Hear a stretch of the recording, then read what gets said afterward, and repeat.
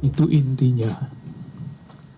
Lalu yang kedua adalah pesan Natal khusus dari Keuskupan Agung Jakarta dengan judul Gereja Merawat Kemanusiaan, Keadilan dan Kelestarian Alam. Saya akan mencoba untuk memahami, untuk menjelaskan dalam waktu yang singkat. Nanti biasa bisa dibaca sendiri apa yang diharapkan atau apa maksud Keuskupan Agung Jakarta menyampaikan pesan Natal ini. Alinea pertama tentu adalah landasan iman Kristiani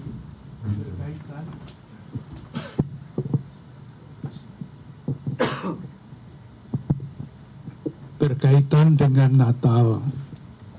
Oleh karena itu kesimpulannya ada pada alinea pertama baris yang terakhir, saat yang tepat untuk merenungkan dan mengalami karya Allah yang hadir untuk menyelamatkan. Ini tentu bahasa iman yang seringkali sulit dipahami. Menyelamatkan itu artinya apa? Artinya itu kalimat yang terakhir melalui pemulihan. Jadi kalau pulih itu karena sakit.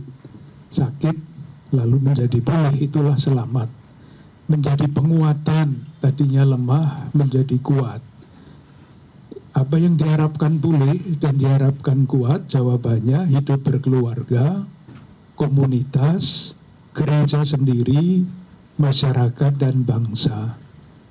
Kita semua, saya kira tidak ada yang tidak setuju kalau kita semua, siapapun kita dalam peran apapun, membutuhkan yang namanya pemulihan dan penguatan kehidupan itu secara terus-menerus. Itu alinea yang pertama. Alinea yang kedua adalah konteks di mana kita merayakan Natal. Yang disebut tentu saja adalah peristiwa terjadinya bencana alam. Dan kita semua tahu bencana alam seperti itu tidak hanya karena alam, tetapi juga karena peran manusia yang ikut merusak alam.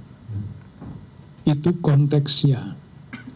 Dan ketika konteks itu didalami, ternyata bukan hanya itu konteks Natal hari ini. Itu alinea ketiga. Tantangan. Saya bacakan, pemerintahan baru sudah bekerja lebih dari 1 tahun. Tantangan akan kesejahteraan, demokrasi, perlindungan hak asasi, pemerintahan yang bersih, hukum yang adil, dan kelestarian lingkungan untuk generasi mendatang semakin besar. Saya kira setiap hari kita membaca berita-berita mengenai hal ini. Dan dihadapkan pada persoalan ekonomi yang sangat pelik. Itulah konteks kita. Harapannya gereja menjadi jembatan, harapannya. Kemudian alinea berikutnya, saya baca alinea berikut baris keempat dari atas. Sebagai bagian bangsa, gereja harus tampil aktif dan berani bersuara, membawa suara kenabian tentang isu lingkungan hidup, kekerasan, ketidakadilan, korupsi, demokrasi, dan hak asasi manusia.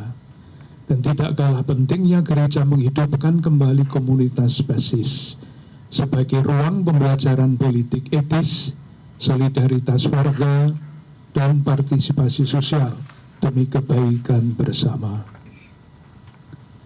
Tentu kita tidak hanya menyampaikan kata-kata usul, pikiran, kritik, tetapi juga berdoa untuk semua yang memikul tanggung jawab mandat warga berdaulat untuk bekerja sebaik-baiknya. Jelajahi cara baru mendapatkan informasi. Download Metro TV Extend sekarang.